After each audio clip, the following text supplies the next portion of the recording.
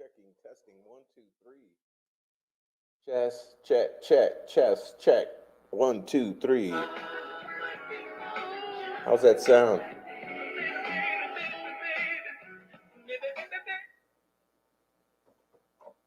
All right. Doing a little sound check, sound check.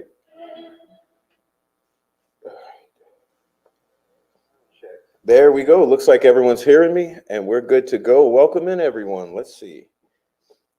A little more volume. Okay, a little more volume. We'll come in with that. All right. All right. So, welcome in, everyone. And it is Friday. Hey, welcome into the Gaslight Special Friday Night Hangout. I'm going to say hello to everyone.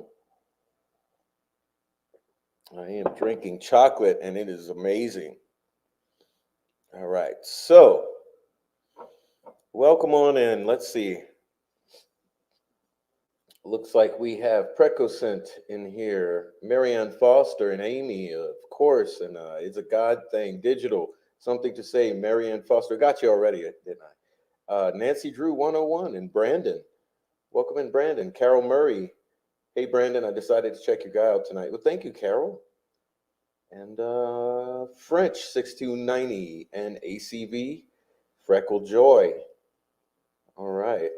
And I know we got a bunch watching who are not commenting. So hey, welcome everyone who's watching. Catch it on the replay. Welcome to you too. And if you're here now, even better because we get to be a part of the show. So awesome. There we go. Is that a little better now? Yeah. Let me finish my. I'm just about to the bottom of this mocha here.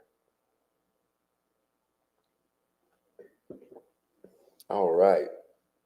Yes, indeed. So, what do we got going today? I don't know, a lot. A lot. Let's see, I'm trying to pull up something here. Bring it this way. All right. So before I get to the important starting place, I'll cover this one.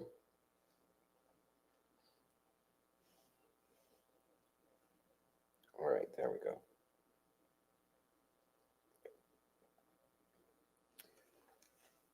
Welcome in, everyone, with your coffees. Yes, you got coffee? All right.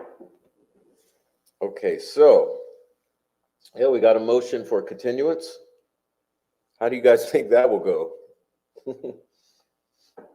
I mean, if I were a betting guy based on the track record, I'd probably say denied, denied. But I'm not a betting guy. So let's see. We have a Razi, okay? Motion for continuance. And hey, I'm not gonna lie.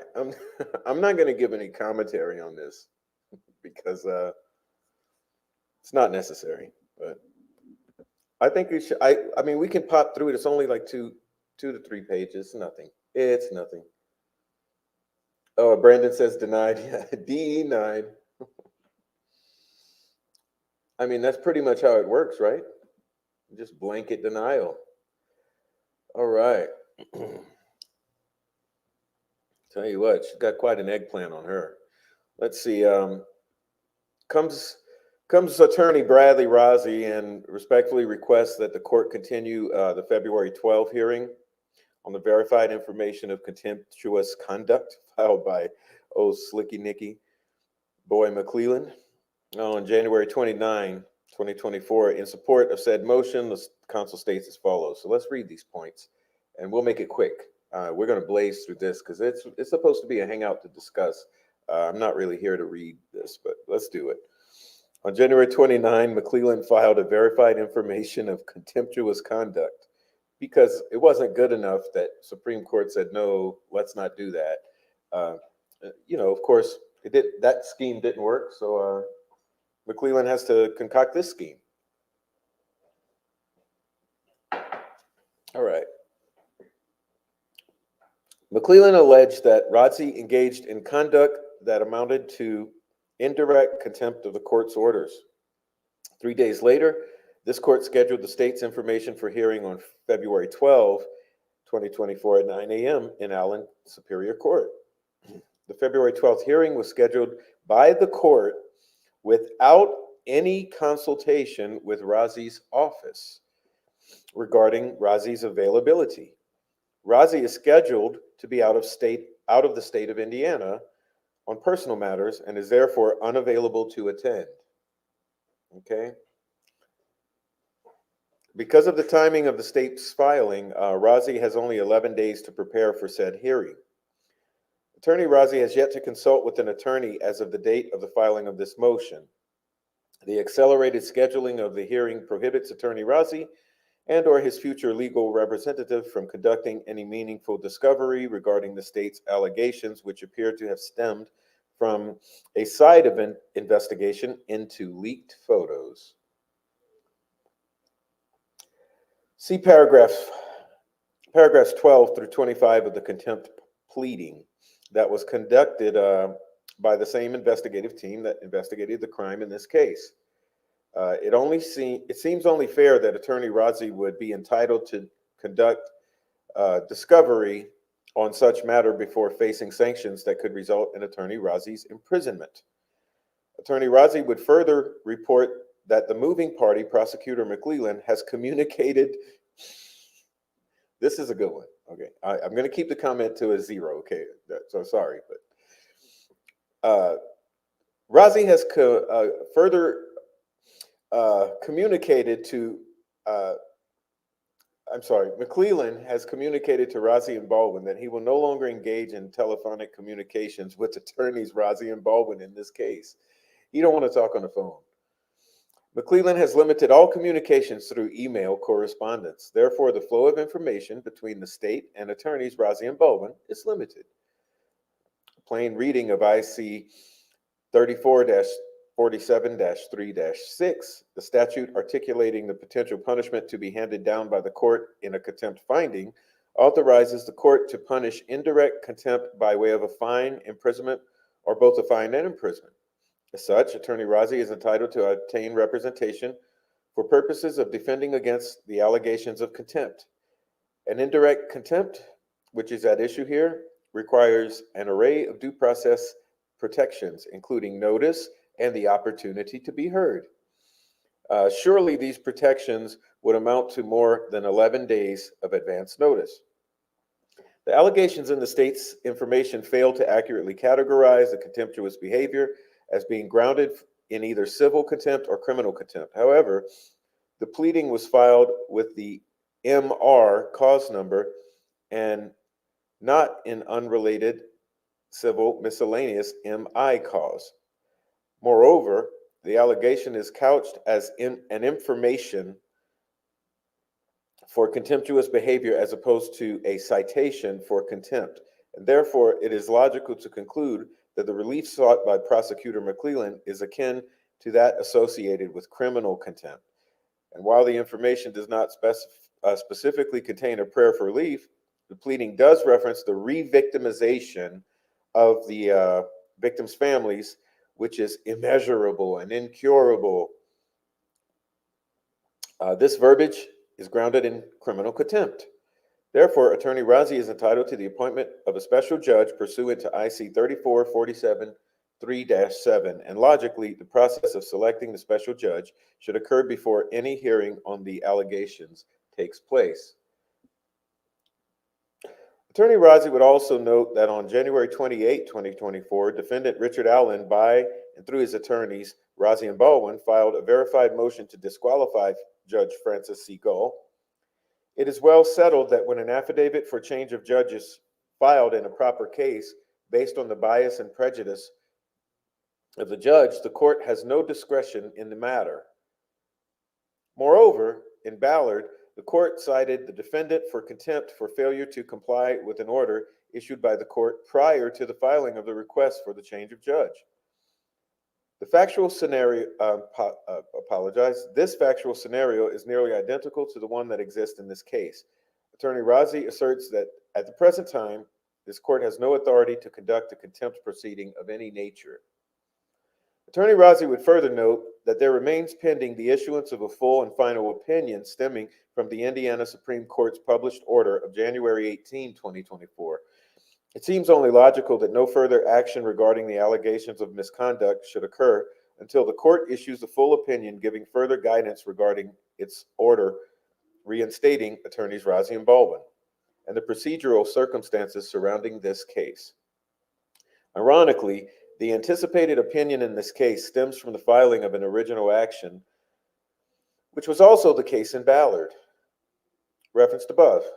Therefore, there is precedent that the conduct of a trial court judge in the face of a pending motion to disqualify is appealable in the form of an original action.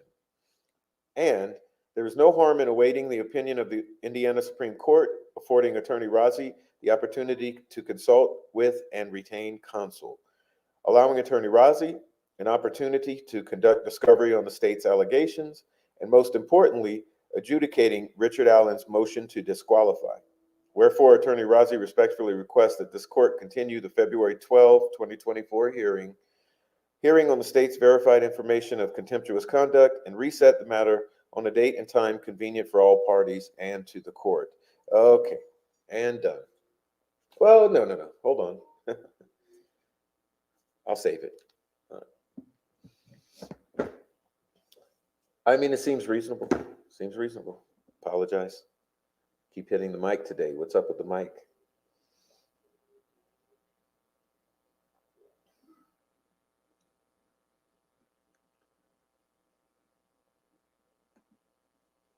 She wants him to appear in 11 days, but it takes her 4 months to approve a payment. Yes.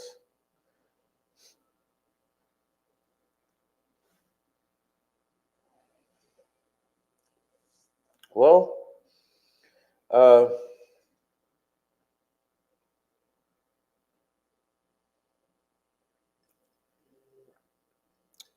I think something will happen.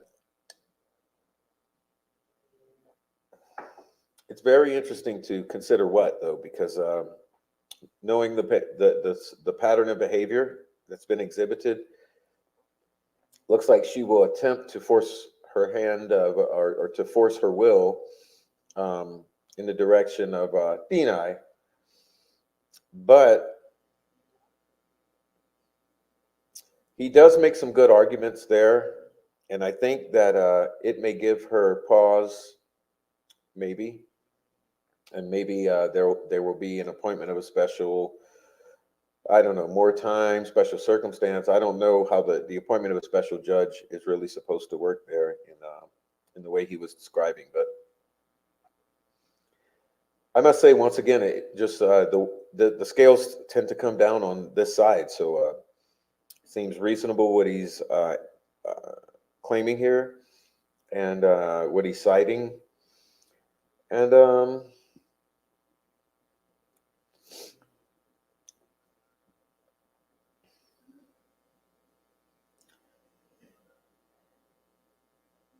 force her will, original action appointment of a new special judge if she bothers to read it. Well, there you go. So that's your deal with her and this today. But yeah. So hey, what else we got here? We got another little spicy potato. Let's see. I was a little interested in the gag order. Okay. So I figured it might be time to take a look at the gag order.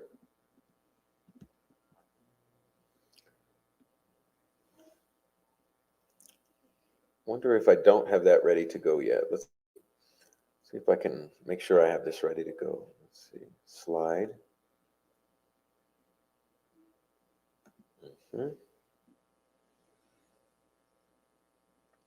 Just a moment.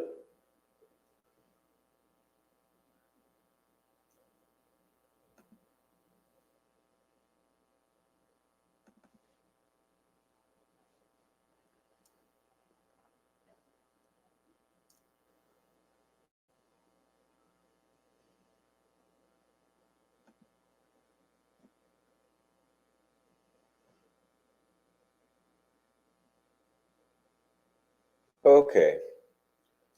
Now, here, guess we should read through first. And I will comment on this one. I will give the commentary.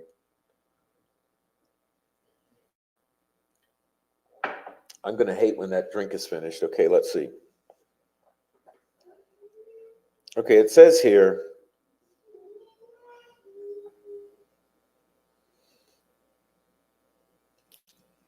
on the court's motion in response to defendant's undated press release, the court issues an order granting the state's motion for order prohibiting the parties, counsel, law enforcement officials, court personnel, coroner, and family members from disseminating information or releasing any extrajudicial statements by means of public communications in whole pending hearing in which the court has recently scheduled for January 13, 2023 at 10 a.m. in Carroll Circuit Court. Counsel for the state of Indiana and the defendant, as well as a professional staff and other personnel, law enforcement officials, court personnel, coroner, and all family members are prohibited from commenting on this case to the public and to the media directly or indirectly by themselves or through an intermediary in any form, including any social media platforms like YouTube or Facebook. Counsel are reminded that they are required to conform to Indiana Rules of Court, Rules of Professional Conduct, specifically Rule 3.6, trial publicity in its entirety, and Rule 3.8, special responsibilities of a prosecutor in its entirety. Violations of this order are punishable as contempt of court and subject the violator to a fine and or incarceration. Okay, so here we go.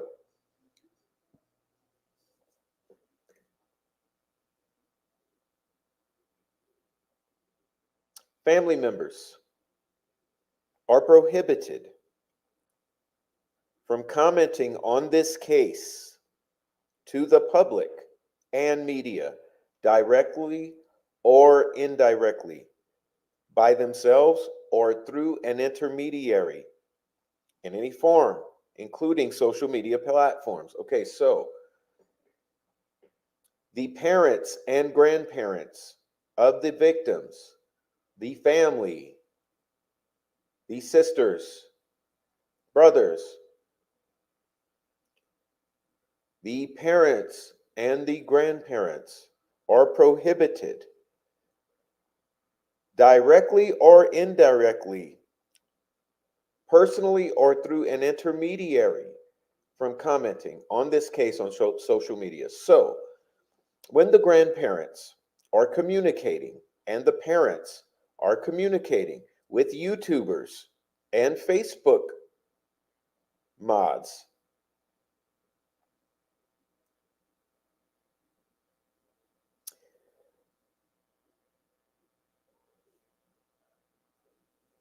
we have YouTubers out of their own mouths and out of their own pens have said, I spoke with Becky. She said XYZ. Not just once, not just twice, repeatedly. We have documentation. Okay? Parents are speaking with YouTubers, Facebookers.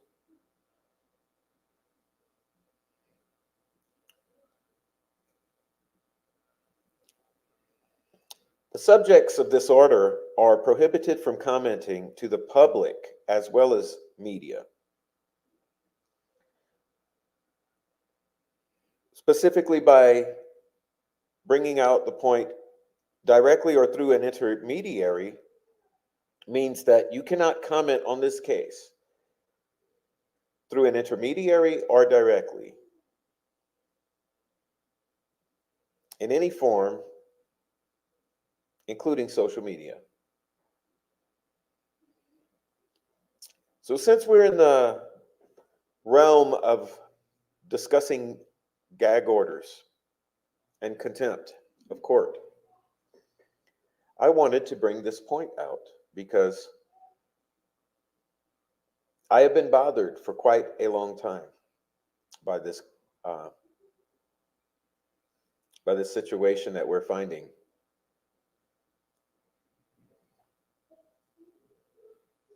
And I think it's very odd that the same ones who have attacked myself and my group of friends and cohorts are the same ones who have been in communication with the family behind the scenes during this gag order. We have YouTubers in regular communication with the family, not only the parents, but the grandparents. So I get a little lost here. I'm looking for, okay, why does the law not apply? Why does this order not apply to the Patties or Anna Williams? Why are we discussing with YouTubers this case when we have been prohibited? Fair question. If we're going to be discussing contempt of court and gag orders. So,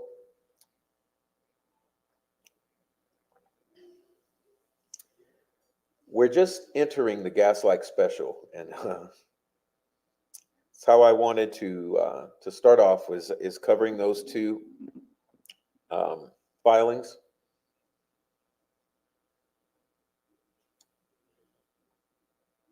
And really, that's all I got. That's all I got today. Let's remove this. All right. And why do we have YouTubers comfortable enough to say you're talking to them and to use it as a bragging point? Yes. Is something really not on the up and up here?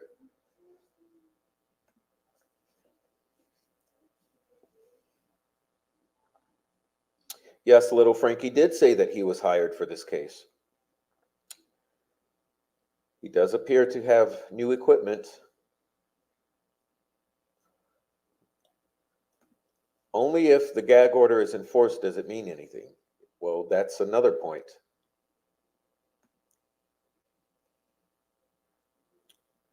All right. Yo, Noe's in the house.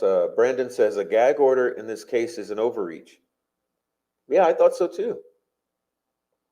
I thought so too, but regardless, we got it, and it's not being adhered to, so it looks like we may have some contempt of court. Gall should be reported to Indiana Judiciary Disciplinary Committee. Freckles said, yeah, it's a lawyer powerhouse. It's a lawyer powerhouse. You know, it's a lawyer powerhouse that we're looking at. I mean, obviously, she knows she's violating the gag order, obviously, but because what little Frankie said, okay, and I have this documented, like I said, I document everything. Little Frankie said, I'm talking to Becky Patty behind the scenes, but yeah, I'm not supposed to say anything, because of the gag order. I mean, that's pretty much the literal quote. Of course, it's documented. I have the video file saved, which was recorded, and it can be produced for evidence. But I'm sure others have it. He said, "Yes, I talked to her behind the scenes, and but I'm not supposed to say anything, because of the gag order and everything." So I mean, let's just put it all out on the table, little Frankie. Who paid you? Who paid you, little Frankie? Who paid you? Hey, question for Ruckus and Frank and the crew. Ruckus, Frank, Meister, Sleuth, Gray Hughes. Hey, who paid you? Are you being paid? Are you guys being paid? I mean, we know someone paid little Frankie. We know he talks with Patty behind the scenes. He says so. He alleges. He alleges that he's not supposed to say anything because the gag order. So just my question here is, in all honesty, it's who else is being paid? Who else is being talked to behind the scenes? Oh yeah, we know Sleuth because we got documentation of that too. Hmm. Oh, and we know Frank Meister because we have documentation of that too. Hmm. And we know Deb, True Crimes Notebook, yeah, because we have documentation of that too. Hmm. Uh, who else do we have documentation of? Let me think. There's so many that it's hard to keep up. It's not my obsession. It's just a point I'm making today. But I would say a good 5 to 10 for sure. Oh, Marv. Okay, Marv. Okay, Marv. Hmm.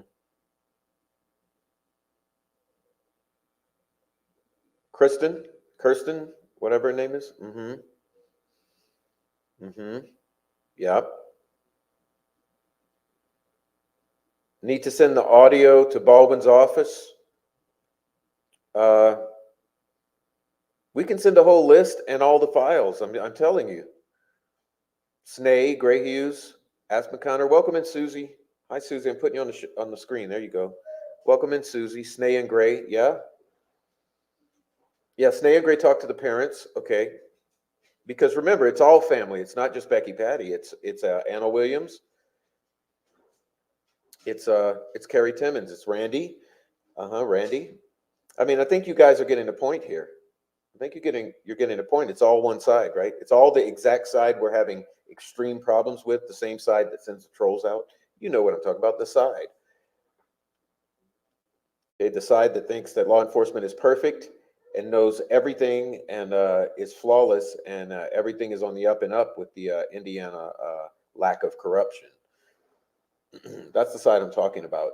All of these people are the exact people who are responsible for participating in the violation of the gag order, therefore contempt of court, with the parents and grandparents of Delphi murders, the Delphi murder victims. All right.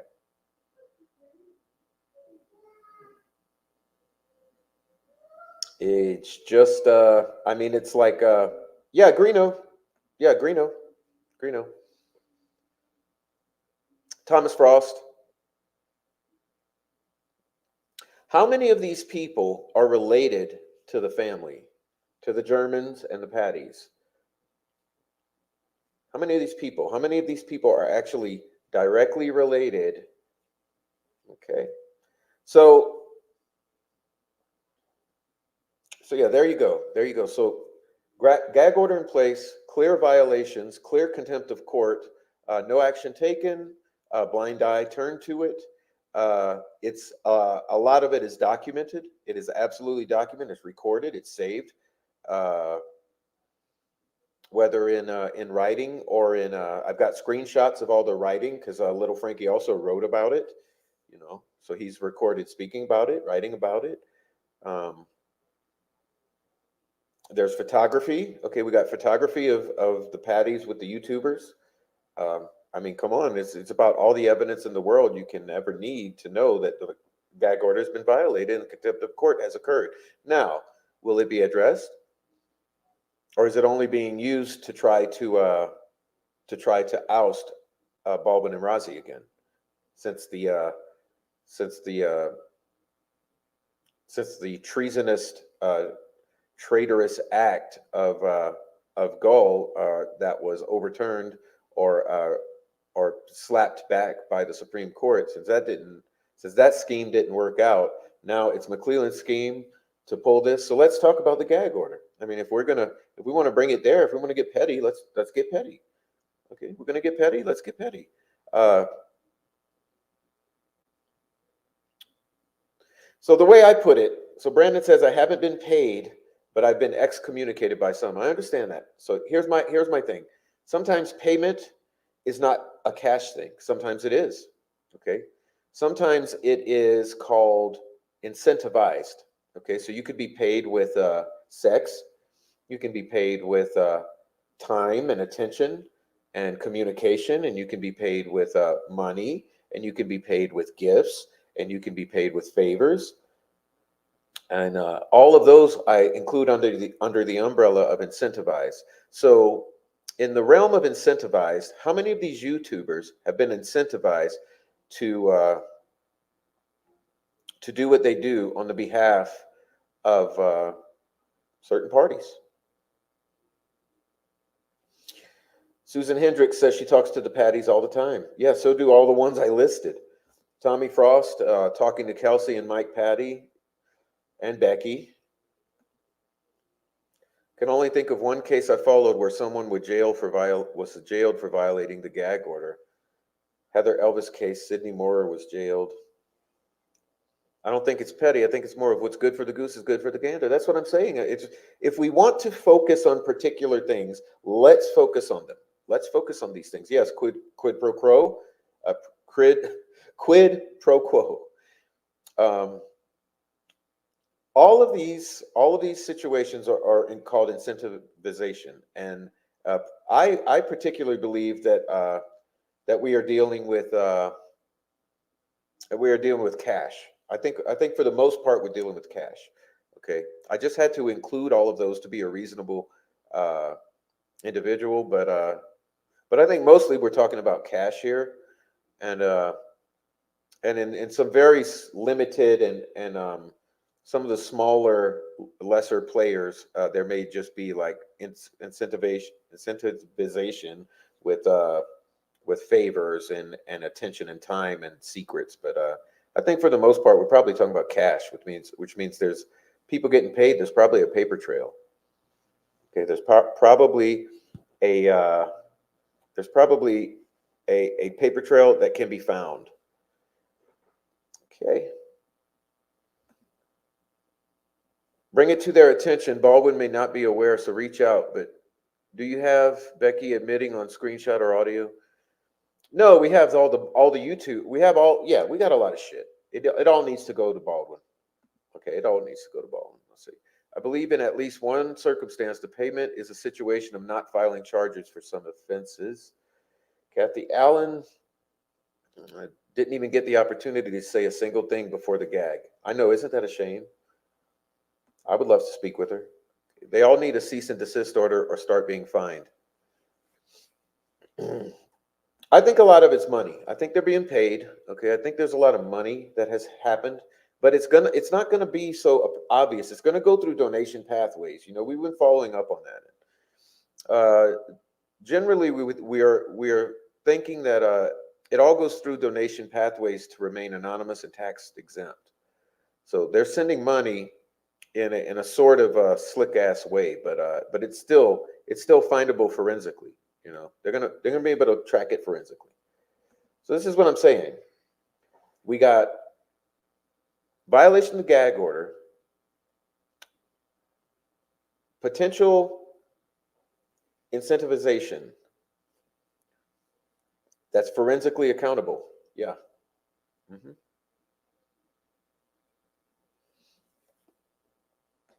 I've only been interested in justice for Abby and Libby. Well, that's the same with us. That's the same with us. But here's the deal: you got to ask the hard questions, you know. And unfortunately, at this point, the family cannot be exempt from being under scrutiny because they are not cleared. Okay.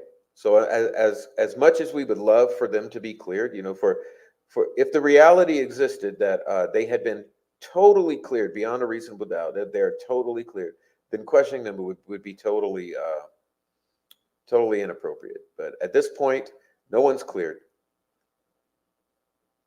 No one has been cleared. So you combine that with the suspicious behavior of the family, and it brings questions. Okay, no one's been cleared. Family's behaving suspiciously for 6 years. People are going to have questions, and so we have questions. You know, questions are, why are you violating a gag order with YouTubers? Seems pretty strategic because it's Delphi YouTuber. It's not like you're doing it with some auto guy. You're not talking a case about some guy who fixes autos and discusses autos. You're discussing the case with people who push a particular narrative. Okay, You're discussing the case when you're not supposed to be with YouTubers who push a particular narrative. So it starts to like really be suspect here, you know. I mean, not to mention the mountain of other suspicious behavior in the past 6 years. Yeah, so said what I have to say. Said what I have to say. I wanted to start off and just get that off the chest. You know, I'm a little flustered by the Slick Nick shit in the past week or so, and I think these every time I see a filing by Baldwin and Rozzi, it's I'm impressed. I really must say I'm pretty impressed by most of the filings of Baldwin and Rozzi, and same went for this one. It's yeah. I mean, give the guy a continuance at least, because we're not even talking about a continuance. We're talking about we need a different judge here. We need a different judge, and things have to be done right. And you know, here's the thing. At the end of the day, if this shit keeps up, the feds are stepping in. Okay, believe what you want. You know, in the chat, hey, we all got our own opinions. I'll never disagree with you for having an opinion. That's your opinion. I have mine. Uh, as long as you're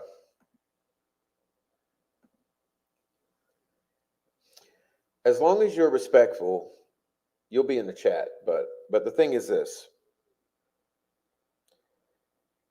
I really do believe we're at the point where the feds are going to step in. Okay, this shit continues. Feds are stepping in, and these fucking morons. It's like, don't they have enough sense to know that the jig is up? It's like it's done. It's all done. This is done. I mean, you tried your shit for more than 5 years. People caught on to it, and now we're at the point of no return. And ever since October 31st and the arrest of Richard Allen, um, public scrutiny has been on you, and everyone's been watching every single thing that goes down. And I got to say, the public scrutiny, it's not really looking highly upon the Indiana uh, court system or the local authorities in the counties. So it really is my belief that probably what's happening is they're going to keep the shit up. Okay, they're going to keep the shit up, and what's going to happen then, in not too long of a frame of time, feds are going to have to step in and take control of this case. Okay, so hey, that's my conspiracy theory, and laugh at me if you want, but when it happens, I'll be laughing. All right.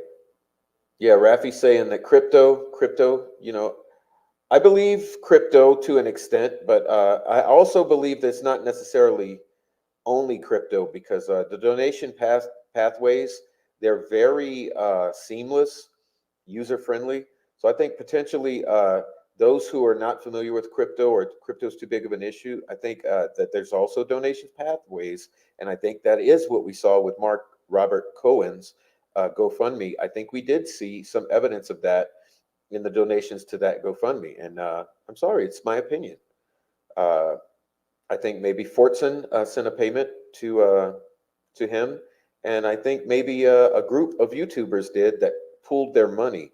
So you might have had a handful of YouTubers all pool their money together and send in the 2,000 to 4,000 bucks or whatever, you know. And then maybe Fortson, he was just rolling solo, so he just sent 500 because that was a price for what he wanted. But yeah, it's my speculation that what you're seeing in that GoFundMe is exactly the evidence of a donation pathway being used for some of this stuff. But it's not the first time, you know. It's not the first time. And remember, old little Frankie, he received a shitload of Buy Me a Coffees. I believe about 125 in one go by an anonymous party, and then there were several other anonymous donations of sizable amounts. So, you know, you can use any of the donation pathways to slip money anonymously to these people. You can also send them Amazon gift cards and all this type of shit. Like he got a computer, and you know, whether it's through crypto or the various donation pathways or gifting, I think you got a lot of the YouTubers have been incentivized. So let's follow that money, feds. I mean, if some of the feds are going to come in and fix this case, get to following their fucking money. The feds are corrupt, if not more, than Carroll County and the ISP. I disagree.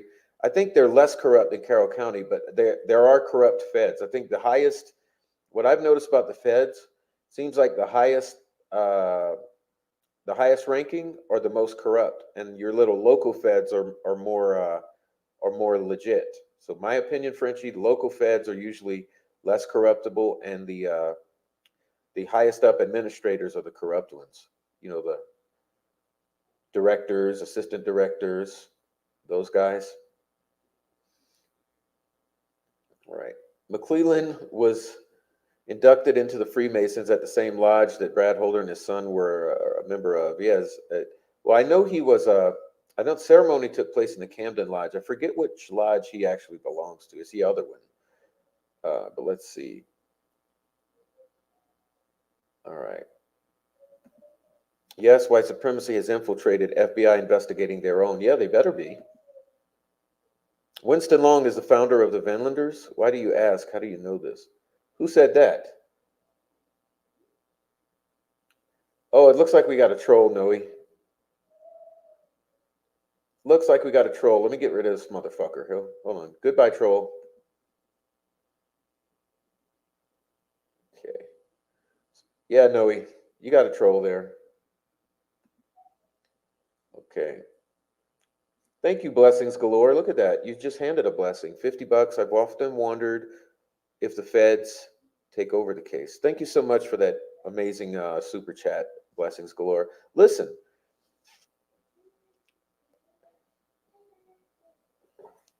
this leads to the question. Okay, this leads to the question. Do we have a RICO on our hands? Do we have a RICO on our hands?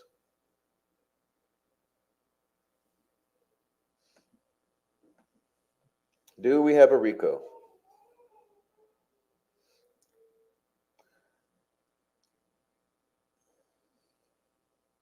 You guys want to see why I'm looking? See, you see this split here, this cut?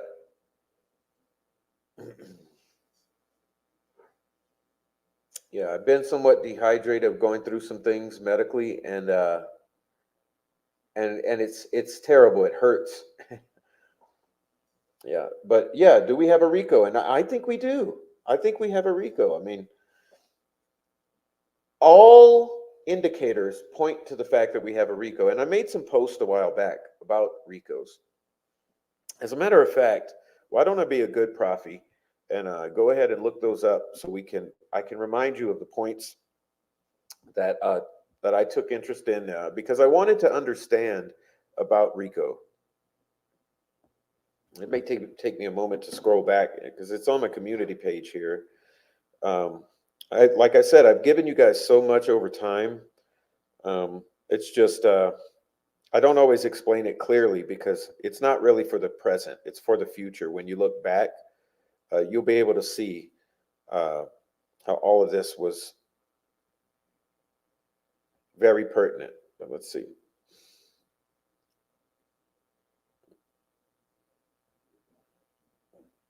Okay, if it's not on this page, that means it's on the other one. But we got a RICO, okay? I'm pretty sure we got a RICO. So feds are going to step in. And I mean, if they're just, Carroll County just continues to give them reasons to. I mean, in every possible way imaginable. Let's see. See if I can pull this up because it was very interesting to read this because of what it centered around. I mean, like the kind of like the bookends for what it takes for the RICO were very, very interesting when you consider Delphi. Okay, so let's go ahead and see if I pull it up. I might have to go into my files to find it.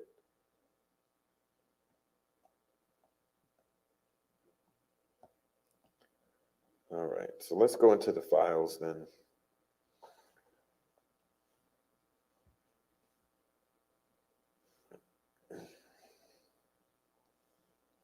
Trust me, it's worth the wait. I'll be able to catch up on your chat anyway. That'll be great too. Okay. Let's see. Let's get to this because you're going to want to hear this. I mean, if you hear this and you think about what's been going on, I think what it's going to do to those of you who don't understand, it's going to really shed some light on it, and maybe it'll give you a aha moment to say, ah, we do have a Rigo. We do. Basically, it revolves around the law enforcement refusing to do what is right. I mean, if you want the short end of it, the summary, short version, when they refuse to do things, then the feds have to step in and take care of business. Okay.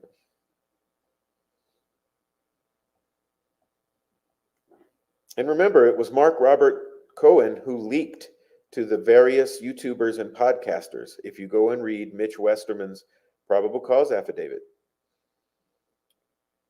Detective Ben Rector of the ISP wrote it and claimed that Mark Cohen leaked the photos, plural, to various podcasters and YouTubers.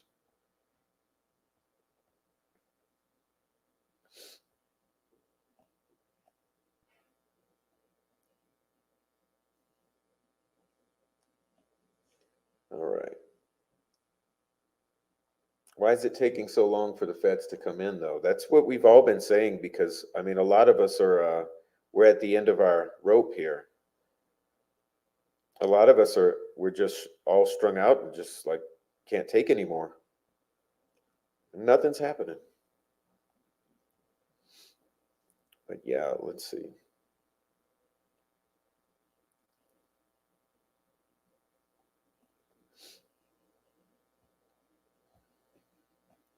This may have been before the leaks because I'm going so far back in time.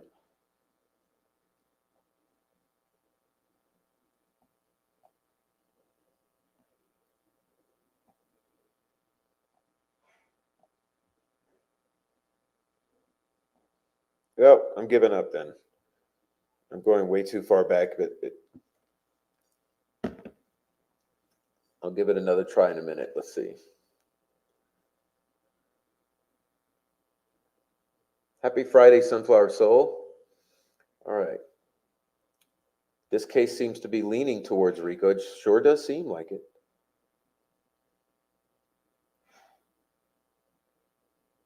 If we don't, we need one. Yes. Mm-hmm. Okay. Yes. Thank you. Blessings galore. Yeah. I mean, no, we are. I'm just going to keep blocking the trolls, but I can't undo it. So it's done. It's done. But maybe another one will come in, and I'll let you talk to him for 2 minutes before I block him. Let's see.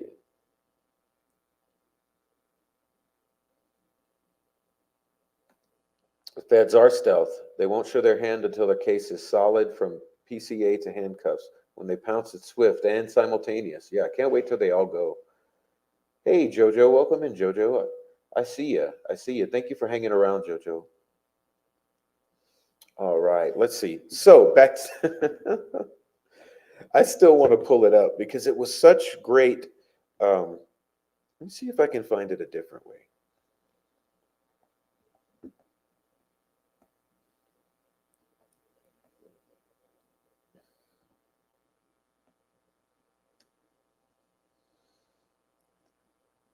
Could always just look it up again and stop being lazy. Let's see. Yeah, but I have posted it.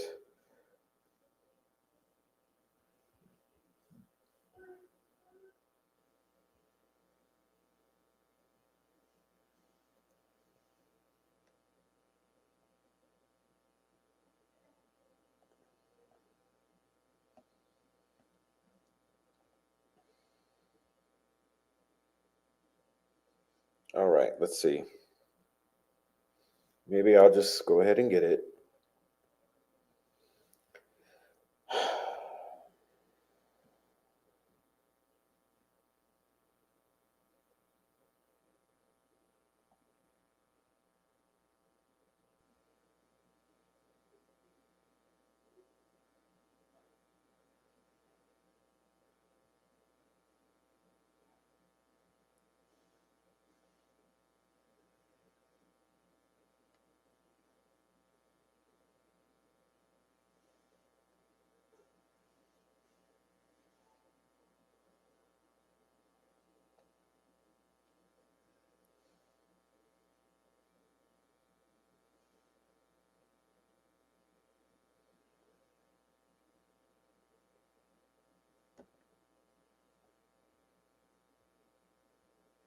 Oh my goodness. Well,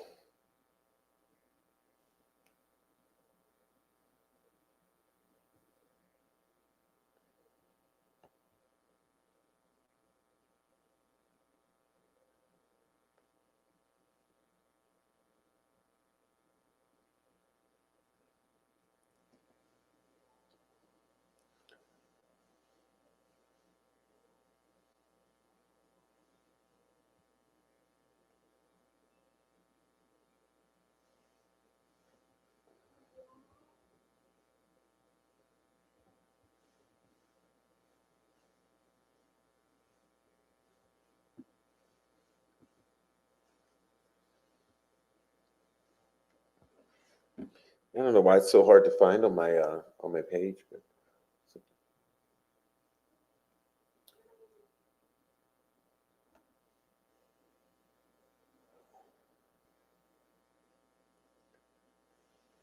it's worth finding. It's very interesting reading.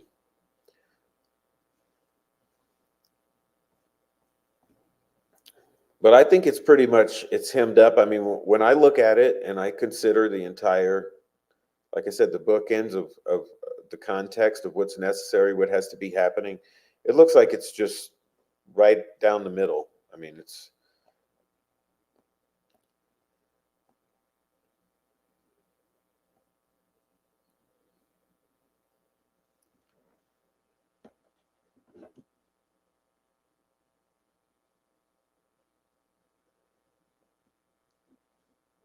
well, Brian James. Do you guys know about Brian James? If you're talking about that stuff, what do you know about Brian James, Warline?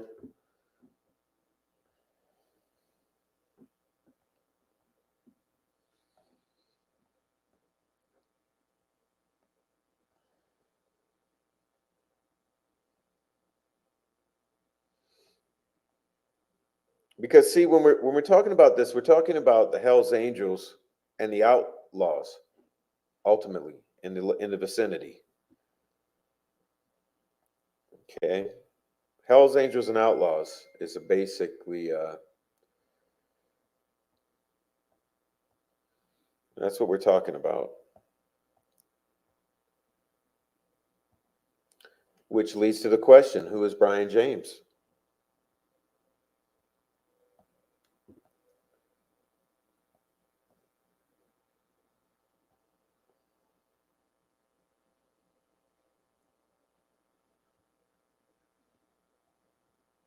It's just so funny looking at all these old posts.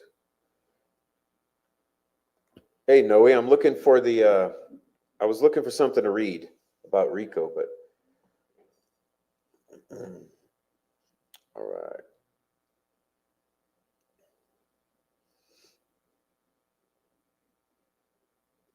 There you go, Rafi. See, I don't even know all those names, man. Whoa. I know Brian James. Let's see.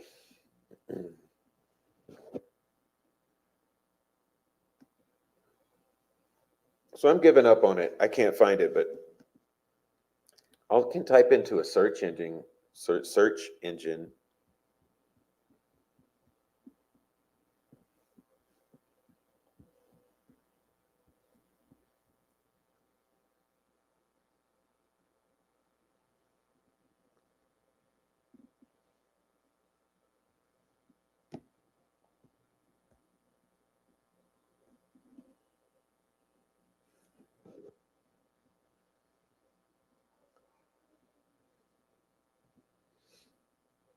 Yeah, I'll give it up.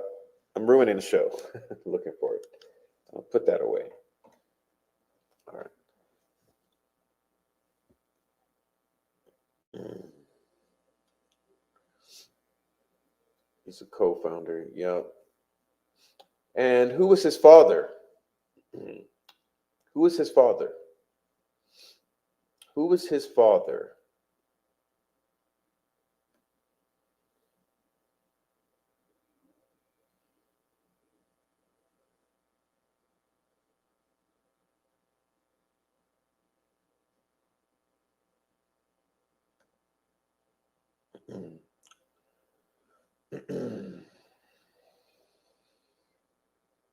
See, we're talking about big guys.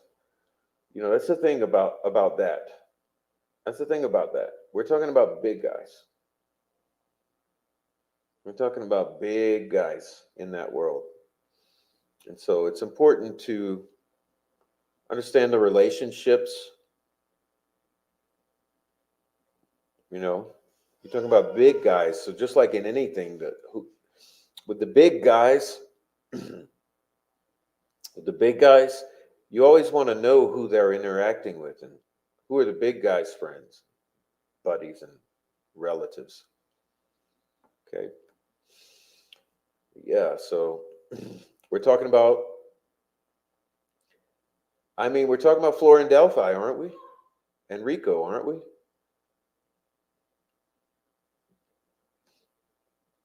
This is where it gets a little nerve-wracking, get a little nervous to talk.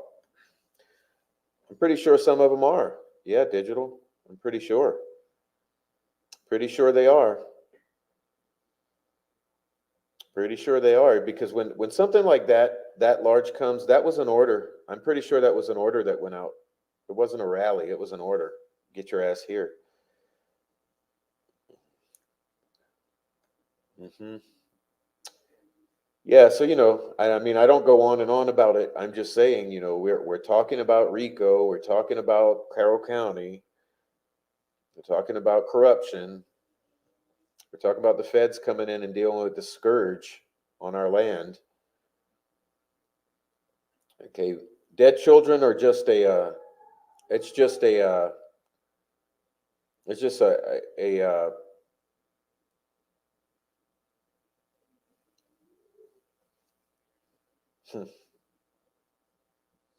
tell you what they use the dead children for, though, is money laundering. Okay. And I mentioned that the other day to a friend of mine, and I said to her, I said, look, where's the best place to hide some kind of scheme like this for money laundering, for money? Where's the best way? Where's the best place to hide some dark web funding pathways? Behind dead children. Please, Deanna, email them. The profcontact@gmail.com. Please, thank you, Deanna.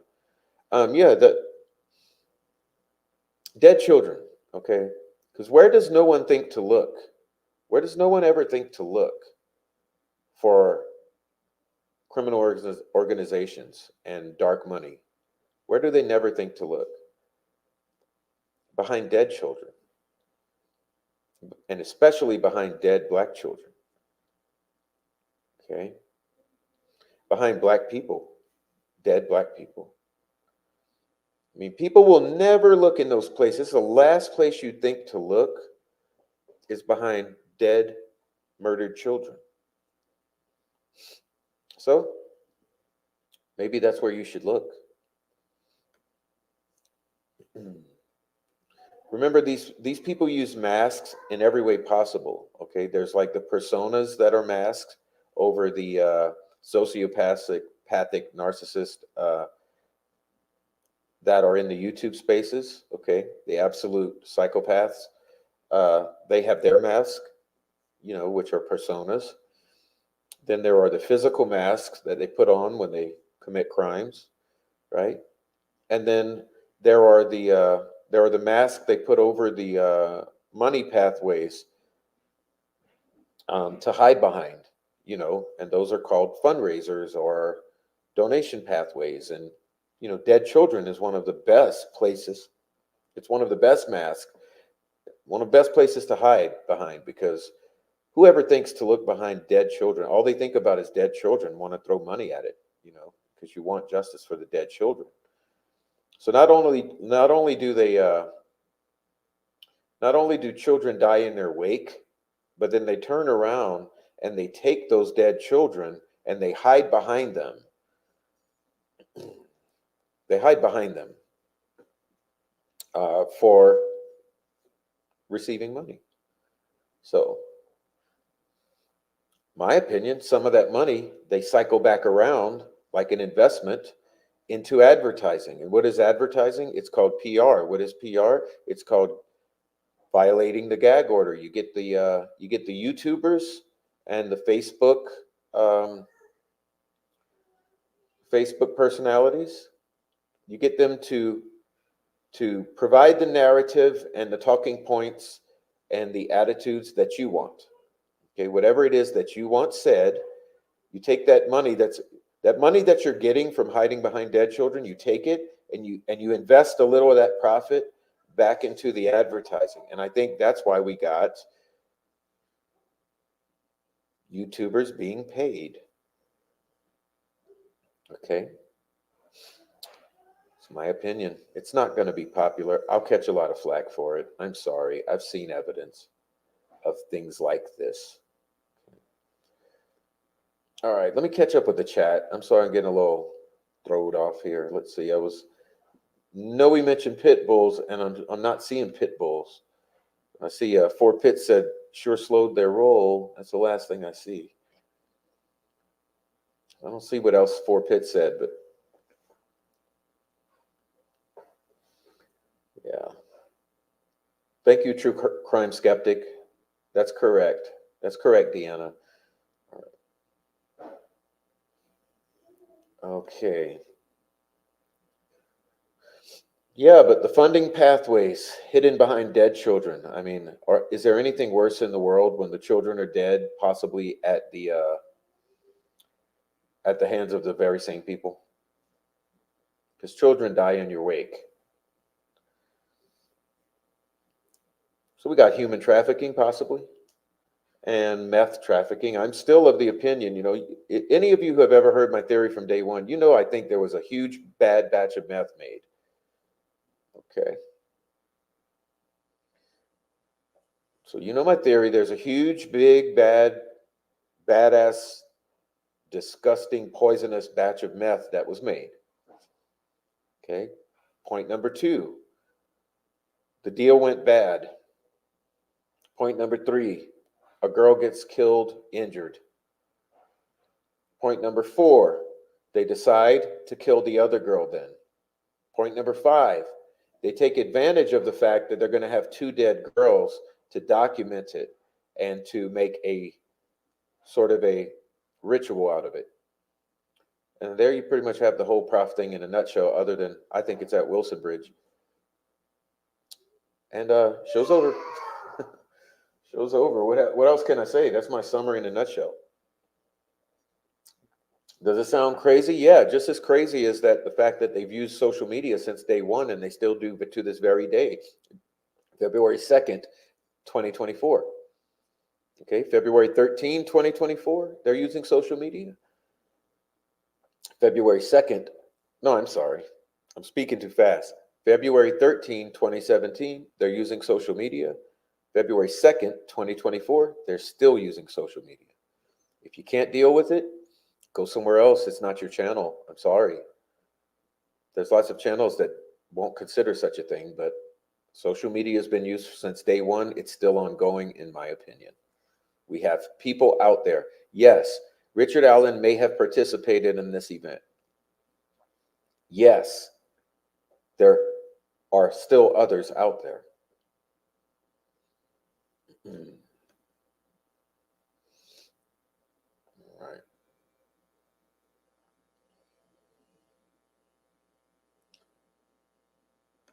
Precascent, thank you, says, look for the same tactic in politics. Legislation that states it's needed to protect children. That's where they hide the shit, because what kind of degenerate would vote no on a bill to protect kids? Yeah. Yeah. I mean, it's just such a shit show.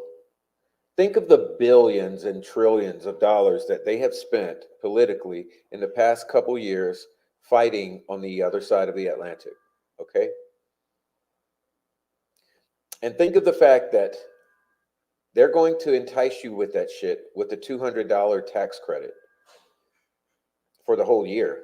$200, so that they can go to war across the Atlantic and launder trillions of dollars. Same thing happened during COVID. We got COVID and lockdown and all the shit that transpired with that for the pharmaceutical companies and whatnot, and all the industries to grift. And what did we get? What did we get?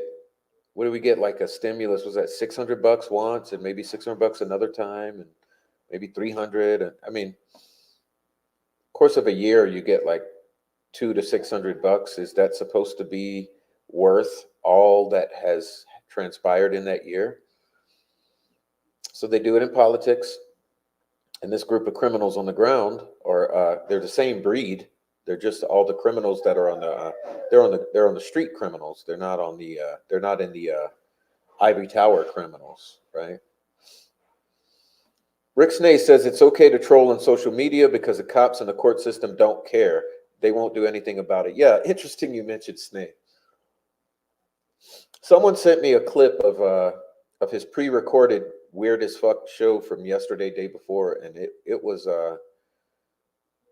I just noticed he couldn't help but he had to mention me and Noe and Holly. He had to. He couldn't do the show and keep my name out of his disgusting mouth. Of course, he had to mention the prof. He had to mention Noe. He had to mention Holly. And then he had to go on and say that, guys, I'm going to keep bullying you. I'm going to keep stalking you. I'm going to keep harassing you. And I'm going to keep trolling you because no one cares. The cops don't care. The court system don't care. Yeah, but what he forgot is that the feds do care because we have submitted all this to the feds and they are looking at it. And what he won't tell you is that the word on the street is that uh, at the time his throat went away, he had 50 open cases for harassment with the FBI, and that was told directly to a complainant. So yeah, you got 50 cases. You got 50 open cases of harassment logged in with the FBI. I mean, dude, sounds like you're a cyber criminal, and I know you all are. Alex Voorhees has said that he learned from the best cyber criminals. Okay, we know that the likes of Thomas Frost, Randy Gravitt, Chris Long, and others, they are gamers and they use the gaming platforms for activities and communicating. Okay, we got cyber stalkers. We have real life stalkers, and I will be presenting that to you because some of us have been stalked in person. Okay, actually, all the ones Rick Snay named, Holly, Noe, and the prof, we've all been stalked physically in person, and none of us have described that to you yet. Noe has pointed at some of it, but not only are they online criminal cyber stalkers who are gang stalking, and they have been reported to the FBI multiple times. So the FBI is very well aware of our concept of how the group works, so that it may help inform them and give them a head start into looking into this group. But not only that, we've also reported the multiple occurrences of in-life stalking that has happened as we have been followed, photographed, videoed, and harassed in person by this same group of individuals. No, we haven't told you about it yet, but yes, it happened in Delphi. Yes, it happened in Peru. Yes, it happened in where was it? Wabash, Noe? So yeah, this group of Indianians, they have stalked us online, in real life, and it's all occurred in Indiana. And for myself, it's been across state lines because it's over the internet across state lines, which then gives the FBI in proper jurisdiction to handle it. So you guys are smoking crack if you think it's not being looked at. All right. Thank you so much, Deanna. Okay, let's see.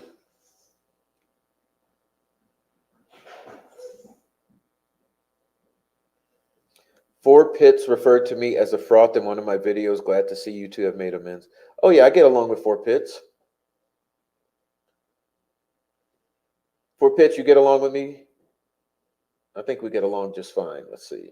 Yeah, it's insane. Yeah, it's insane.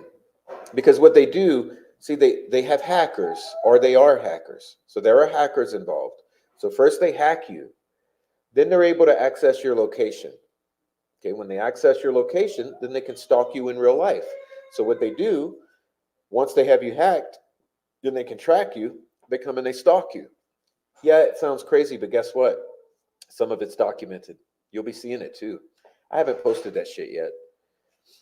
Yeah, I mean you, Chris Long, and Jinx and Bossy have stalked Noe, and there's other females have stalked Holly over at the parade in Peru. So there's a parade in Peru where the outlaws were.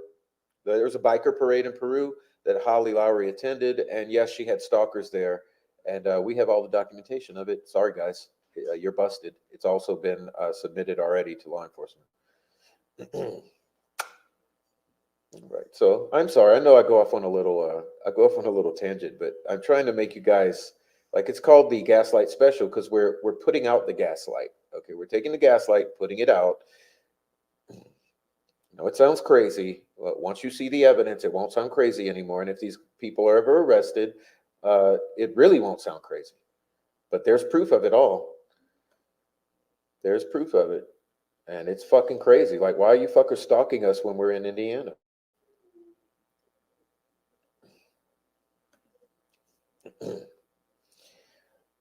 Crazy shit.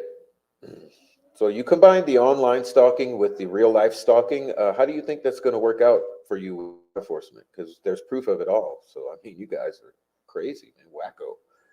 You gotta stop that. All right, now. So what? We made it to the hour mark, and over an hour. So we're good.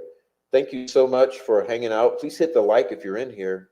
It's supposed to be our Friday party, and I think we're done with all the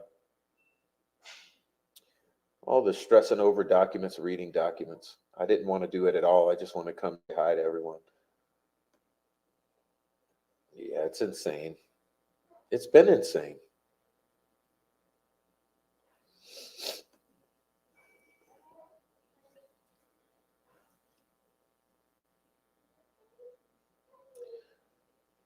It's for sure being looked at. This has been an ongoing investigation, I believe. I know about the online. I've got a tale. Yeah, there's online, but there's been real life, and that's where it gets extra concerning.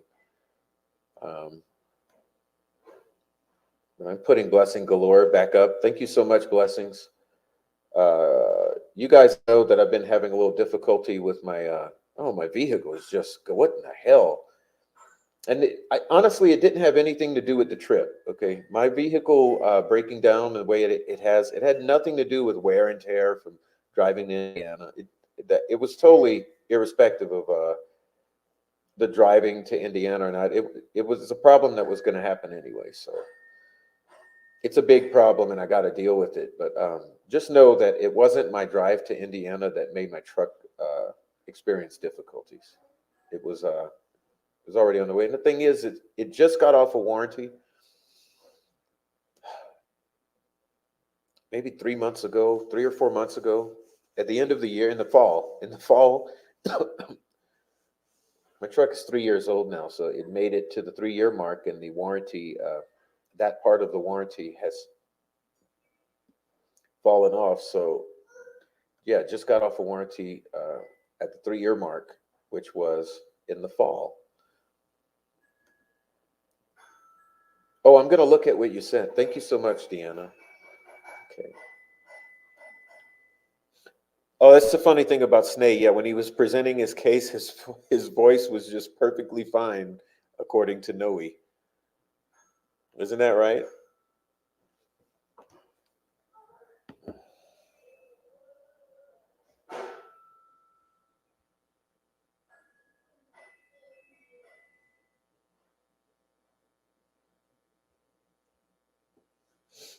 All right. All right.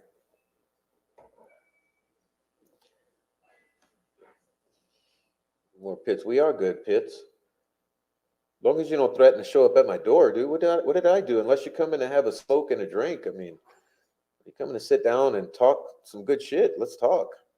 That's the only reason I want you to show up at my door, man. Or let's barbecue. Like, let's do something nice. So, he used auto tune to alter his voice the other night in a pre-recorded video. You could hear the echo. Yeah, why was it pre-recorded? They're so ridiculous. Vehicles break and need repair. Yeah, they do. They do. I'm just glad it's not a terrible problem like that. That's a safety issue, luckily, I've never had a vehicle that had a major safety issue with a recall or anything like that. I always pick good vehicles. I have a favorite kind of truck, and that's I'm not going to say it because then you'll know my truck. But I'm kind of brand loyal because I like a certain kind of truck. All right, I'm telling you, I sat about 4 feet across from him. Oh, you sat. Okay, I sat about 4 feet across from him, and the man spoke clearly and perfectly fine. Just trying to find a way to understand why he's faking that he has issues with his voice. I don't know. Maybe they told him to shut the fuck up because of what he was doing to a federal agent and her L.A. County Chief Sheriff Deputy. I don't know. I forget. Freckled. There you go. Freckled. Odd enough that you're here at this very moment. Yes. Yes. You'll take the invite. Come on, Sunflower. You're not far away. Let's do let's do barbecue, good talk, good smoke, and good drink. Okay. Freckle Joy. Isn't that something? Well, Freckle. Yeah, fill us in, Freckled. What do you think happened with Snake, Freckled? You think he was told to shut the fuck up? I mean, shit, I haven't even struck him yet for the various copyright and privacy violations he's committed. But I could always do that if I wanted to. I kind of have sympathy for the guy. I know he makes his meager income from YouTube. I want him to keep that income, so I'm not gonna like pull his only income out from under him. But I could strike him if I wanted. I've just been trying to be nice and not strike him because I know he's living off of YouTube.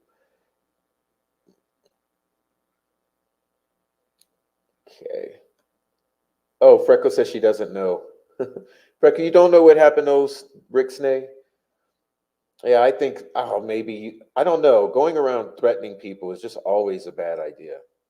But he's got excuses.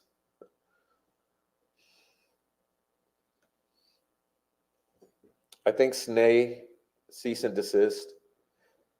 Oh, guess what? I think a lot of people got some cease and desist. Yeah, I don't know. Frost, Chris Long, Jinx, Snay, you guys got cease and desist?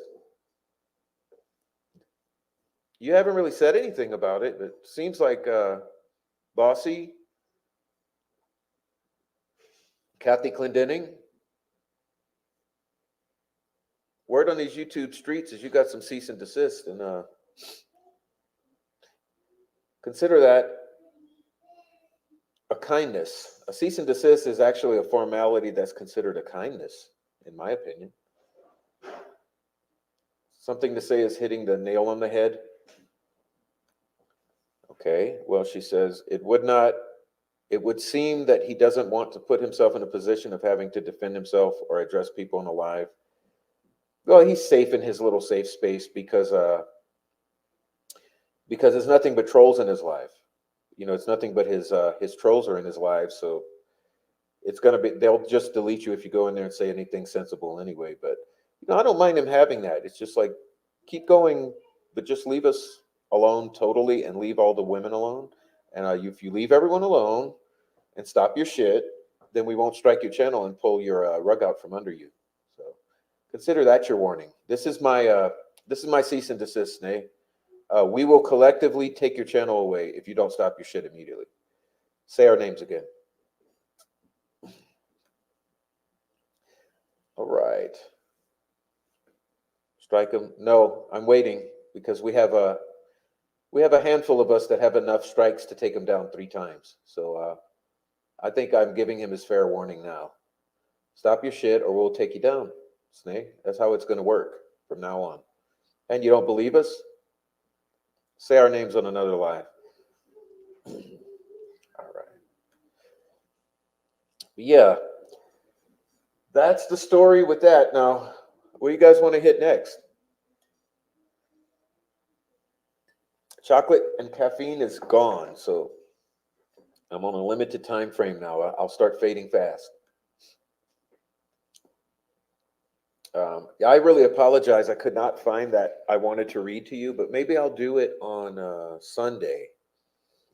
Maybe I'll do a show Sunday and read that Rico. We'll look into Rico stuff because once I find it, you're going to find it really interesting about the context for Rico. And the most interesting thing to me is how applicable it is to Delphi, because it's basically centering around the fact that you have uh, the court and the law enforcement refusing to do their jobs.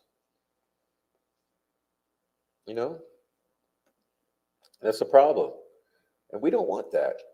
You know, that's what Joe Lewis has referred to as the corruption that needs to be burned down. You need to burn the whole damn place down. But we don't mean physically. You know, we mean ethically. We have to bring this whole tower down. Basically, it's a tower of corruption. Yes, we are going to do the 136 pages because that's going to be a focus of ours. We're going to continue on with the 136 pages, and we're going to go further into Prof's theory because what I realize is that when I started my channel, I had a bunch of people on board with me, a bunch of friends and listeners and group members who thoroughly understood where I was in my concept and my speculation and theory about the crime. And I think that what's gotten lost in all this time, it's almost been about 10 months, and what's gotten lost in all of the troll attacks over the past 6 months is people keeping up with my concepts of the crime. So I think what I'm interested in doing at this point is getting deep into the 136 pages, but also deep into my theory about the crime and how I believe it revolves in a different time, a different place, and a different context. I think we're dealing with a large meth operation situation. But regardless of the meth involvement or not, my bottom line is that the individuals that I believe are involved are basically all the same individuals who many people believe are involved. And they come from the Kokomo crew and include some of the individuals mentioned in 136 pages. Okay. And I believe what we were looking at is a large group of criminals who were all in on the meth game, and because they had a huge batch, there was something going down, and unfortunately, that see, remember that this place was known as a cesspool of drugs, and by that I mean Deer Creek. Okay, Deer Creek, the woods at Deer Creek, it was known as a cesspool of drugs. Known as a cesspool of drugs. And in my opinion, that's what they were out there doing, as attested to and speculated by Carrie Timmons and Eric Williams. Okay, both said they were out there cooking dope in the woods, a large group of them, even on that very day, and they think that the girls walked in on it, saw something they shouldn't have, and someone freaked out and shit went crazy. And they dealt with it. Now, if that's what Eric Williams and Carrie Timmons thinks, and one of my sources tells me, and all of the other evidence I've independently found leads to, including the Tina Rodell that no one wants to talk about ever,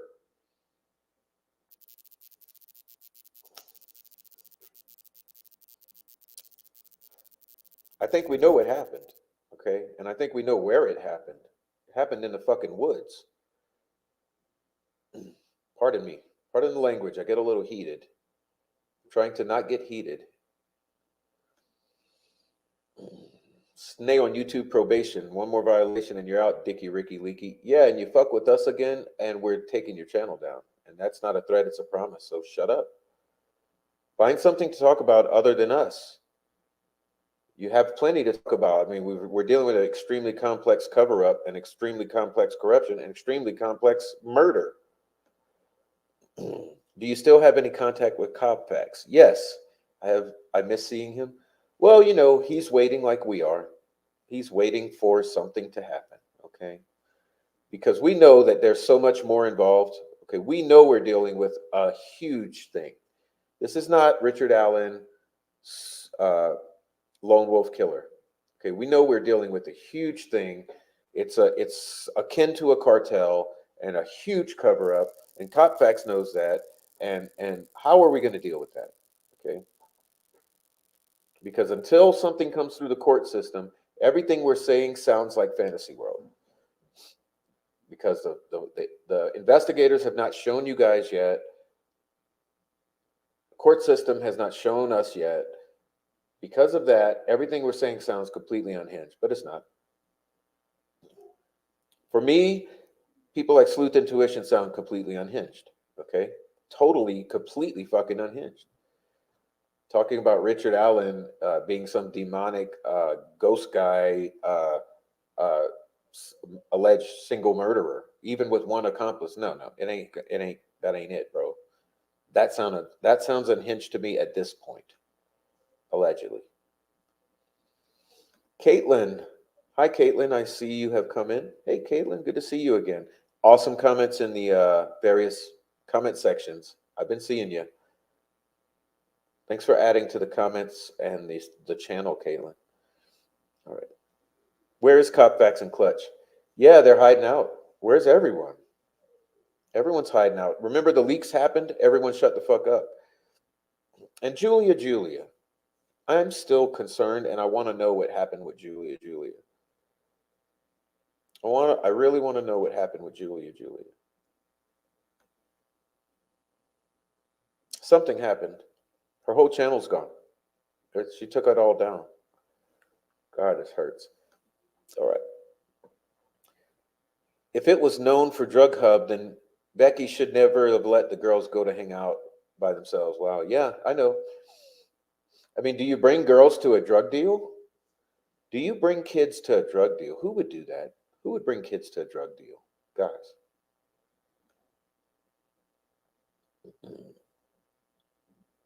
Remember, meth, okay, meth is like the currency of central Indiana. It is the economy. Okay, meth is the economy of central Indiana. And for the rich folks, it's sex. Okay, so meth is the economy. It's the lifeblood of the money flow, and sex trafficking is a high dollar luxury, the human trafficking of the more well established, financially better off part of the population. So you got both. You have the meth on the bottom and the human trafficking on top, and it's the flow of the cartel, for lack of a better term. Just sitting back and watching, I think, not wanting to jeopardize a case by saying too much about what they think. They have a lot of restraint. Yeah, but what's jeopardizing? Jeopardizing is not speaking, because by not speaking, if the public doesn't cause a ruckus about what has happened, they're going to get away with it. So everyone who's loudly speaking has to be commended. There's no ruining the case. This case is already fucked. Yeah, you had Clutch, you had Julia, you had a bunch of others have shut the fuck up. So why did everyone go away? What's their agenda? What has happened? Remember, Copfax did agree with me that there was photoshopping. That was met with a lot of contention. Remember, when we disclosed pretty much simultaneously that we had very good reason to believe that there was photoshopping due to the advisement of experts, we were pretty much shunned and shut up. And I saw the worst troll attacks I've ever seen in my life. It gave me a lot of emotional damage and caused me to have to take months off to rest and step away and kind of reconfigure and gather my senses, because I was so emotionally disturbed. I mean, I was in an anxious state, all because I mentioned photoshopping and family maybe not being quite as honest as they should be. Threatened, stalked, harassed, slandered, defamed, messed with my children. Yeah, that's how it happens. Misbehaving? Yeah. Where's everyone? All right. All right, no, yeah. Yeah. It's part of North Central Indiana culture.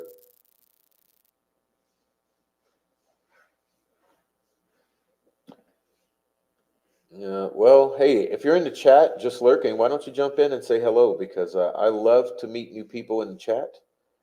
I want to see people in the chat who are watching. One thing I notice is that I have a lot of viewers from Indiana. So if you're a viewer from Indiana and you have not said hi yet, say hello. If you're in India, if you're a viewer from overseas, across the pond, say hello. I see that I have you guys, so it'd be nice for you guys to jump in the chat and introduce yourselves. We're always glad to have you. And please hit the like also. Please hit the like. All right. Yeah, the world is watching. That's what I mean. I have the most wonderful viewers from other countries. Often they send me emails. Okay, so I always get a lot of emails from people from Canada, from Netherlands, from England, from that is from all over. None from the African continent yet. Yeah, I get emails from all over, and I notice in the demographics that my a large part of the viewership is in Indiana. So I still live in the People's Republic of Illinois. Well, I admit that I love visiting Chicago. I will admit that, Brandon. I love visiting Chicago.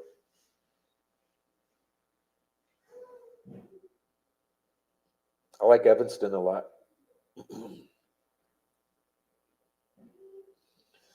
All right. Well, yeah, guys. So I'm pretty much out of ideas here.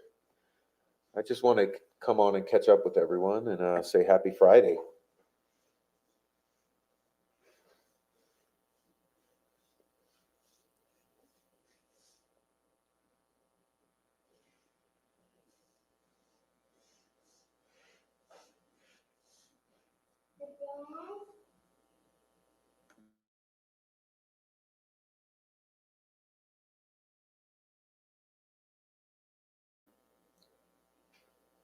Kentucky. Well, we have. It's an interesting thing here with this Delphi case is the connections to Kentucky.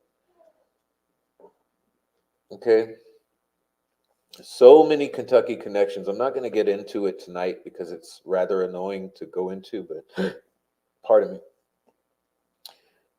A lot of Kentucky connection to Delphi. Are you in Kentucky too? You Kentucky gals coming on in. Thank you so much.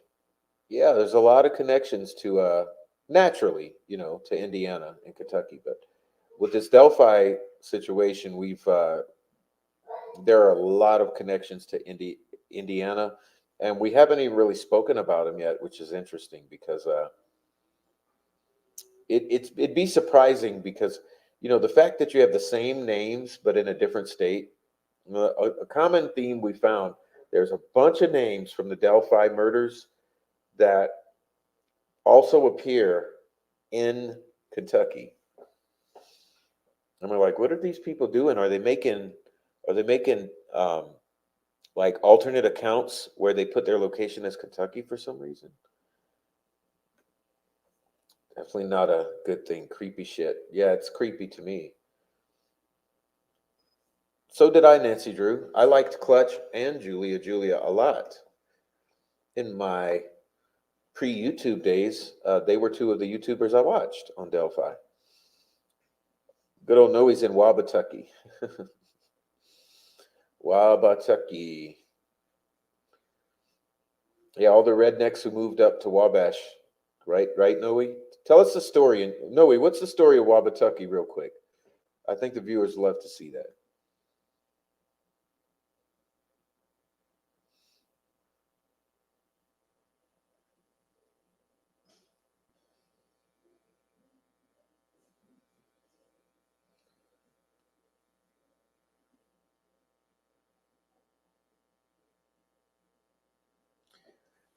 And that's about it for me, guys. I mean, unless you got something, if you guys got some spicy tidbits, bring them on into the chat and I'll comment. Let's talk. Let's spill the tea. Let's spill the tea in the chat. Spill the damn tea. What y'all got? It's Friday. I mean, hey, no one has to get up early in the morning.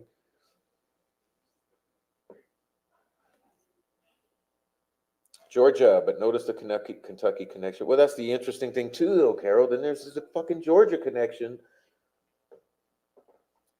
Then there's the Florida connection. Yeah, I mean, we got a whole, but we have trafficking routes. I mean, my opinion is that this whole thing basically comes down to trafficking of drugs and people out of Indiana.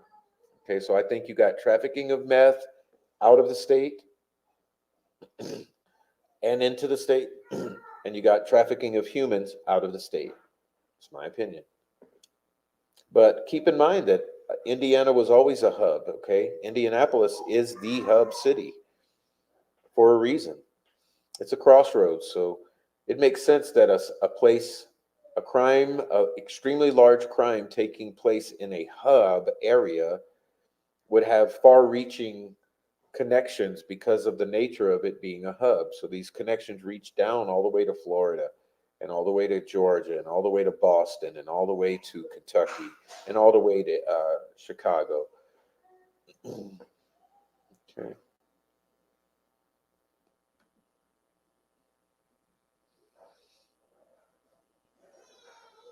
But yeah, Tina Rodell. I mean, you got Tina Rodell, you got Eric Williams, you got Carrie Timmons, you got the whole criminal history of all the parties. You got Derek Jerman's meth history and Kathy Clendenning's, and you got Jinx 13, and you got the Patties, and you got Cody Patty, and you got Gabe Ellis, and you got Garrett Kurtz and Ashley Garth, and you got Chris Mathis, and you got Paladinos, and you got um, Josh Lank. I mean, you got a lot. You got a lot of connections there, or tentacles, if you want to call them that.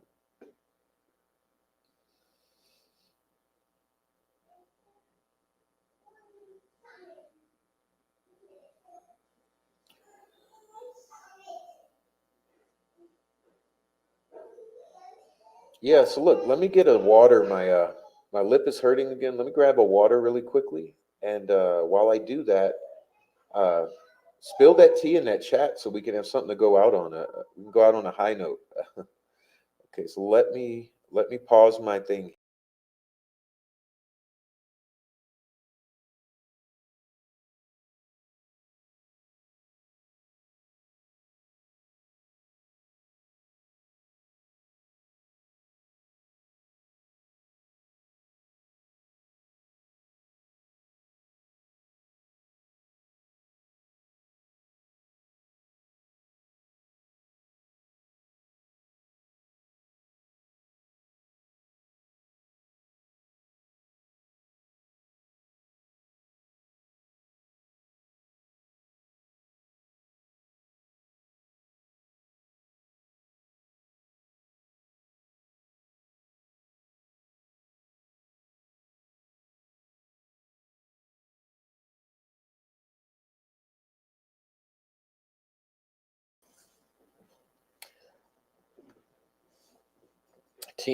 Was Tina Rodell's daughter questioned? Wasn't she at the bridge for an initiation, or am I thinking of the wrong person? You're thinking of the right person. And she was questioned. Well, the Stevensons are in Kentucky and may involve meth. Okay, you really want to know the behind the word on the street? It's odd, but the word on the street was there some meth connection to the Stevenson case in Kentucky, and I'll leave it at that because I don't know much more than that. Okay. Back in the day when people from Eastern Kentucky were tired of working in the mines that would gather up, they would gather up and leave, and the first thing they saw was Wabash 300 miles away. So they would come up to Wabash to get away as far as they could from Kentucky, And that's why they call Wabash Wabatucky. So the miner said, I had enough of this. I'm going to Wabash. It's the land of plenty.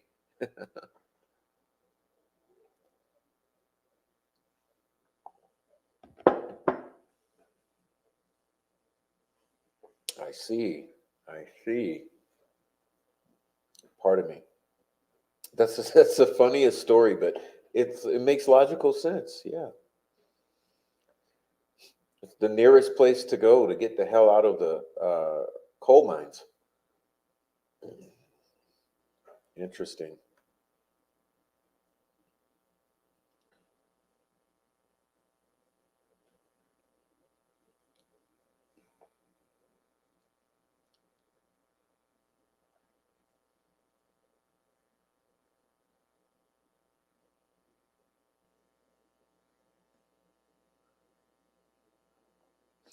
Well, so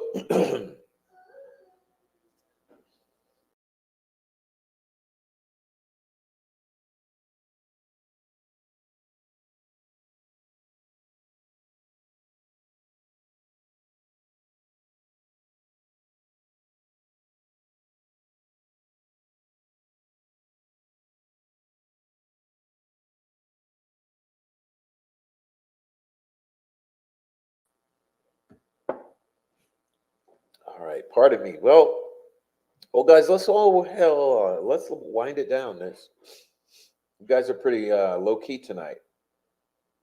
Is everyone tired from a long week? Tired from that long week? You're all low key.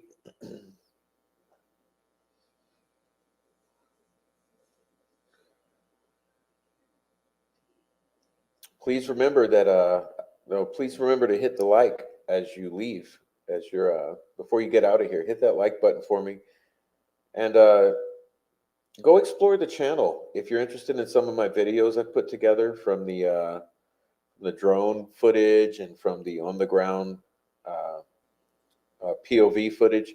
We got plenty of wonderful visuals for you to take in. I love spending my time editing the videos, making them nice for you, putting them together. So you never know what you're going to find on my channel or on the community page, but I love doing it. So let's see, what do we have here? So did Kelsey's phone connect with Libby's before the battery died? I don't know. Didn't he preach at the truck stop? I don't know.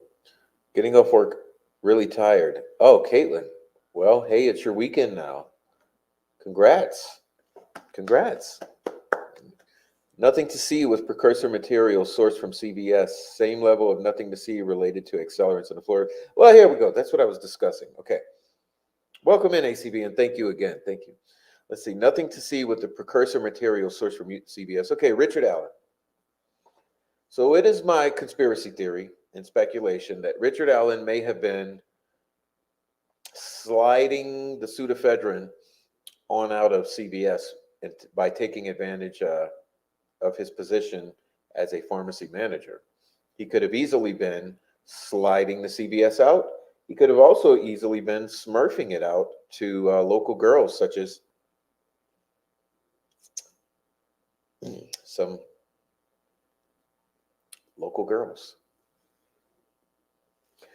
All right, same level of nothing to see related to accelerants in Florida fire. Here's my opinion. Okay, my opinion is this: arson means there were accelerants used, accelerants were found. Okay, were we ever told what those accelerants were? No.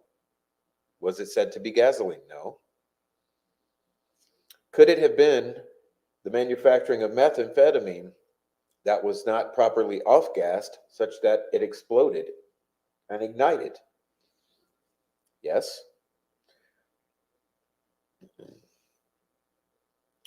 Would that be an accidental spilling of accelerants? Yes, it would be accidental. But would the presence of accelerants show and indicate arson? Yes, they would. So then what would be the crucial point?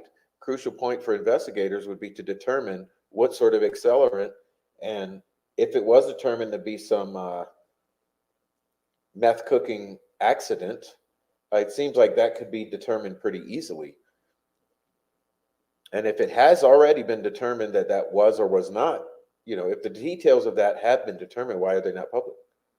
Why is the 911? Why are the 911 calls not public? What's on those calls that would put the case in jeopardy? Okay, questions to think about. But of course, we're always shamed for bringing it up. Anytime I bring up Richard Allen possibly slipping the pseudoephedrine out of there, either directly or indirectly through helping the Smurfs, I'm shamed. And every time I'm mentioning that it's a very common thing that there are methamphetamine explosions in manufacturing, especially indoors in a non-ventilated environment. But that's also I'm also gaslit about this. But this is a Gaslight special, so we're putting out the gaslights. Brian James is a Finlander founder. I lived in proximity to an area he lived in. Yes, and I asked once, and I haven't heard an answer. Who's his father? Okay, I'm out, guys. Thank you, Prof. Thank you, Noe. Good Friday night party. Peace out. Peace out, Noe. We're getting out of here too. It won't be long. All right. Yeah. So I mean, I think we got some homework. You guys got some homework assignments? Guys feel you got some homework assignments?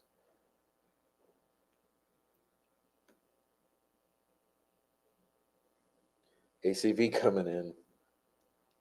Stunning videos. Thank you. Thank you so much. I love them and I love doing it, and I'm going to do more. I don't know if I'm going to do more in Delphi because, well, I tell you, I didn't know I'd be stalked, but I just love doing the videos. Okay, I've seen some of them, and the music that goes with them, very nice. Yeah, that's part of what I love about it. Thank you guys for your kind words. Thank you, Brandon. All right. Yeah, details of the Flora fire should be public. Can we not have public details at this point? Somebody knows. Somebody knows something. Why is no one talking? Okay, fair question. Did someone light the fire intentionally? Were they cooking dope and there was an accident and the fire was unintentionally set? What happened to cause that fire?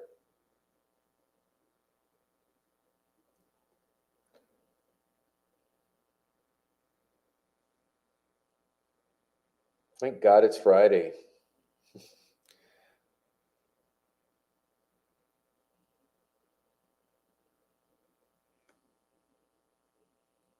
Good night, Noe. Again, there's a pancake breakfast in December 2016 to honor the first responders in Flora.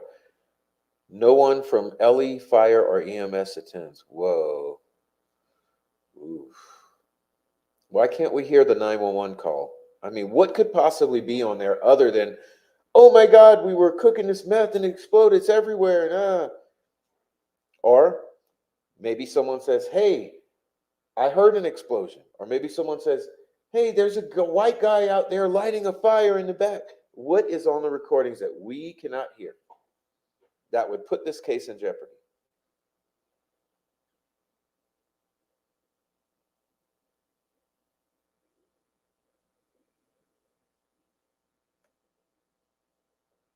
I'm not alleging that I know. I'm not claiming to know.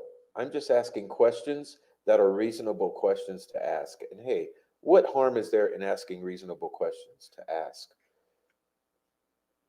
Okay. Hey, Jojo. Hey, Prof. I love your channel and all the regulars in the chat. Me too. I super love my regulars in the chat. When I decided to make this channel, I decided to make it a chat-centered show. That I would make it that's why I call it Let's Talk Delphi, basically, is that I wanted to have a talk show. And honestly, I would love to do it as a call-in. As a matter of fact, let me see. If anybody wants to jump on, let's do it this way. Maybe we can go out with a bang.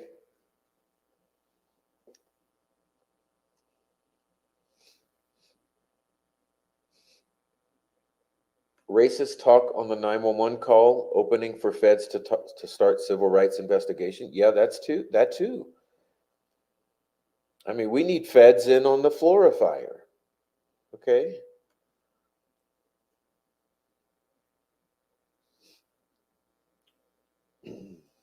All the secrecy has not helped to this point. And do you think it has? Does it seem reasonable that the secrecy has helped, or has it not helped? And to spend the $60,000, 60 grand, to keep those 911 calls secret, 60 grand, and McClellan often begs for 5 grand at a time. He'll go and beg for 5 grand, but they've flushed 60 grand down the toilet to keep that out of the ears of the public. Why? What's the justification? What's so revealing in the 911? What is so revealing that it risked the entire case? I don't know. I really don't. I wish I knew.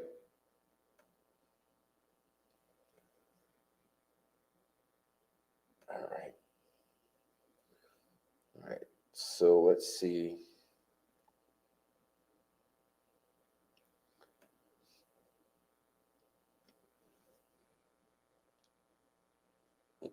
One of the victims found in the bathroom in Thompson case.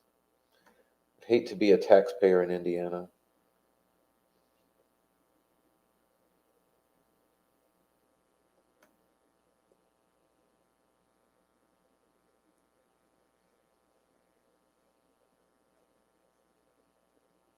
I'll tell you what, it's getting dark in here. Oof. So what makes it hard to deal with this on a day-to-day basis, to have this be a part of your life, is it's heavy stuff. You know, it is heavy stuff. So it's important to remember that. Be kind to yourselves. Take care of yourselves. Take care of myself.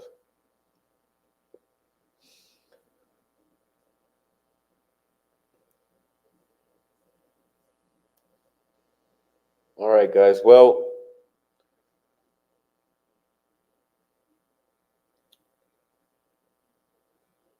I put the link there in case anyone wanted to join on the way out, but I'm feeling pretty much done. I get wanting some privacy to mourn, but there's nothing. Yeah, same with Derek German. Derek German, come on. Who pays for the trial, Carroll County or the whole state? All right, good night, Brendan. We'll check you out later. I love your videos as always, bro. Everyone, if you don't know that Brandon has a channel, he has a good channel, and he makes nice videos, talks about nice things. He got good ideas. Go check out Brandon's channel. If you don't know his channel, click on his name right now and go check out his channel. Hit subscribe or whatever, and come on back. But yeah, go check out Brandon, please. He's nice, and he's a local type. Not really, but close enough. Closer than me. All right, I think Carroll County is Flooring, Carroll County. All right, guys, I'm tired. I'm deciding I'm tired now. It was a nice show, though. I'm gonna pump up some music, and that's what we'll do. We'll pump up some music, and then we'll have a good night and get our rest tonight.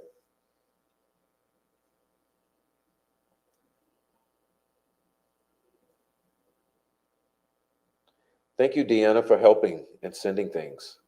I'll email you back, I promise. I will email you back.